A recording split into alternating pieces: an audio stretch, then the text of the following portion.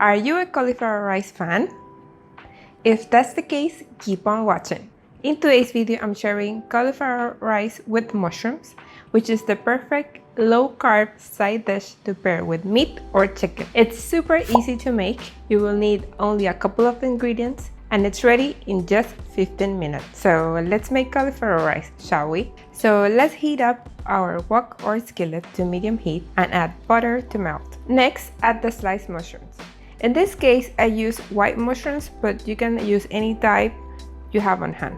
And saute it for about 5 minutes or until they start to reduce in size. I enjoy using butter and mushrooms together because butter tends to give the mushrooms a meaty flavor. Now let's combine the onion with the mushrooms and saute until they start to become translucent. Season with salt, pepper, garlic powder, and mix together.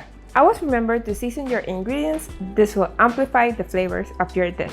Add the raw cauliflower rice, more butter, and season again with salt, pepper, and garlic powder, and saute for about 5 more minutes. I prefer sauteing the cauliflower rice instead of steaming it because it gives it a better texture, and I don't enjoy mushy cauliflower rice. Once the cauliflower rice has cooked through, you can turn off the heat and garnish with some fresh herbs, and it's ready to enjoy.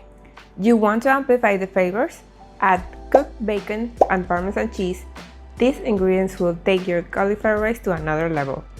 You can serve it with roasted chicken, a steak with gravy, or even a pan-fried pork chop.